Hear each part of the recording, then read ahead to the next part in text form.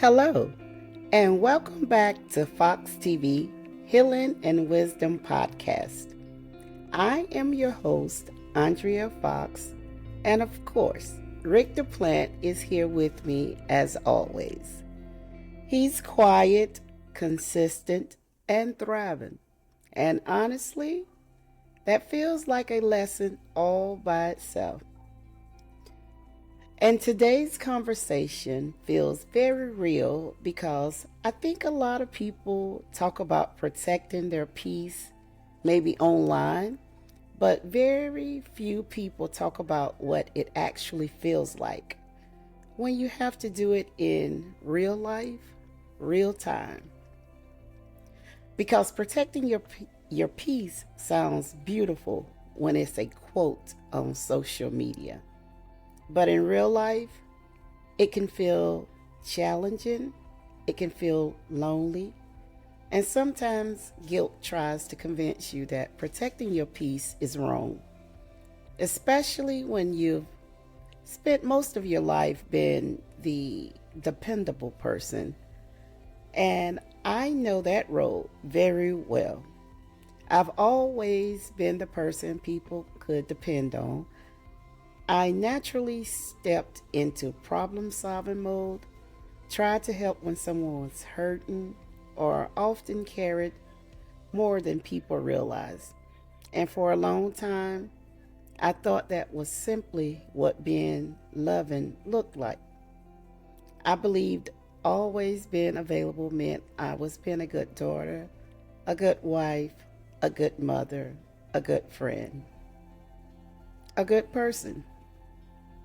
But eventually, I had to ask myself whether I was truly helping others or slowly draining myself, trying to be everything for everyone. And I'm realizing now that constantly being available can become unhealthy when you're ignoring yourself in the process. Because while everyone else was getting the best of me, I was becoming exhausted.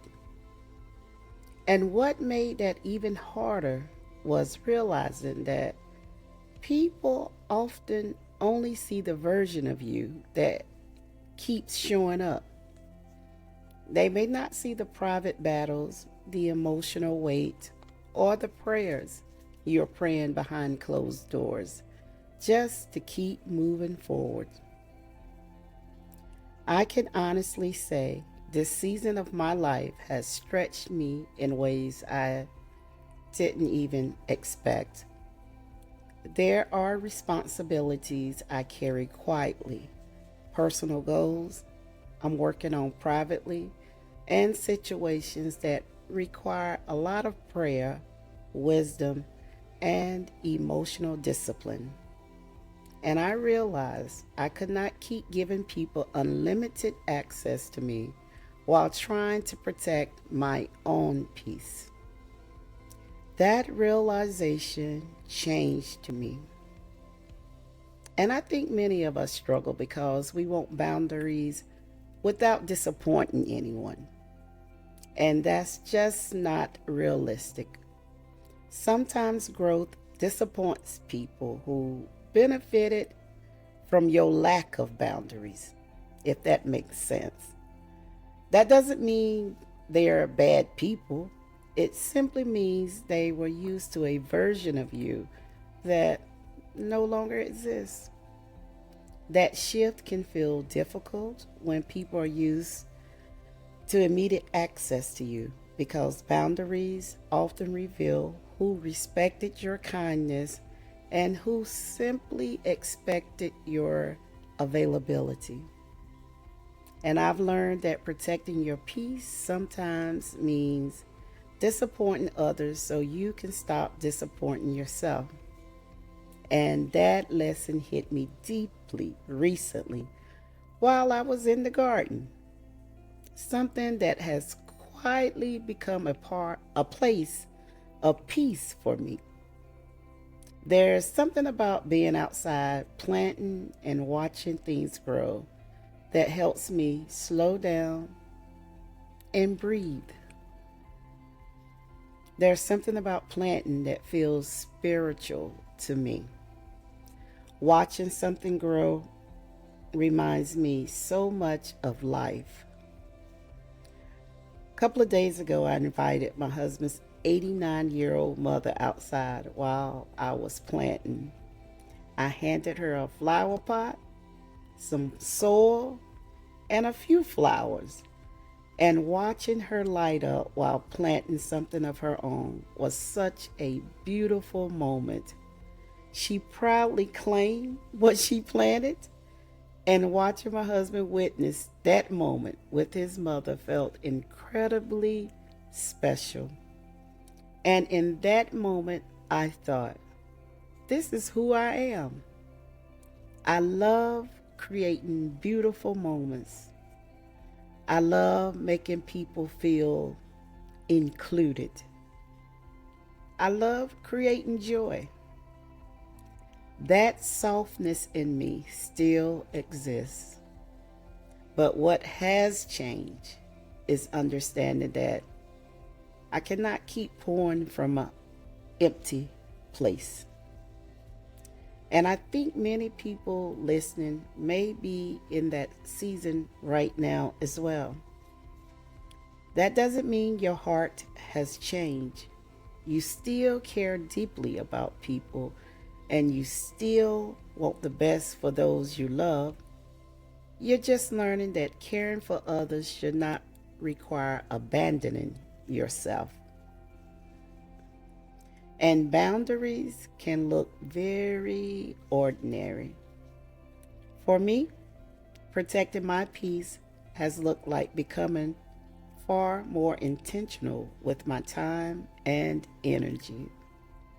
It means recognizing when I need rest, creating space for quiet mornings, stepping back from conversations that leave me emotionally drained, and understanding that I don't have to make myself available for everything. And sometimes the hardest part is accepting that not everyone will understand your boundaries and choosing peace anyway. Because many of us want to be understood by everyone. But peace requires maturity. I've learned that maturity teaches you not every boundary needs a long explanation. Sometimes a simple response is enough, and you don't have to feel guilty for honoring your limits. The people who truly respect you will understand that your time, energy, and peace matter too. And if they don't, that gives you important information. At this stage of my life, I'm becoming very intentional about what I give my energy to. I care deeply about creating a meaningful future, being present for the people I love, and building a life that feels peaceful and aligned with who I'm becoming. And I've realized none of that can happen if I'm constantly drained by things that were never assigned to me.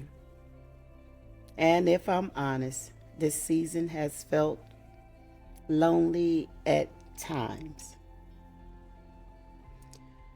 When relationships begin to shift and certain people no longer fit where you're headed, it can feel a little lonely.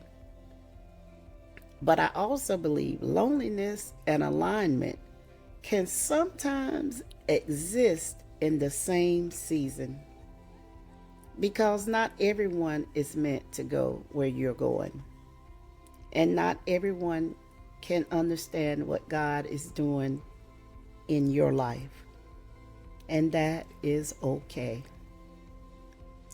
My job is to stay faithful, to keep healing, to keep growing, and to keep trusting God. And that's exactly what I plan to do. And if you're listening today And maybe you've been feeling guilty for protecting your peace. I want to remind you that rest is not laziness, boundaries are not cruelty, privacy is not secrecy, and peace is not selfish. Protect what God is building in your life. In closing, if there's one thing I've learned lately, it's that peace is expensive. It often costs access, old habits, and sometimes even relationships that no longer align with where God is taking you. But protecting your peace is worth it. You deserve a life where you can breathe, heal, grow, and hear God clearly. And remember, just because you're moving differently doesn't mean you're doing life wrong. It may simply mean you're finally choosing yourself in a healthier way. If this conversation spoke to you today, share it with someone who may need this reminder. And as always, Rick the Plant and I are rooting for your growth, and I'll talk to you in the next episode. Peace and blessings.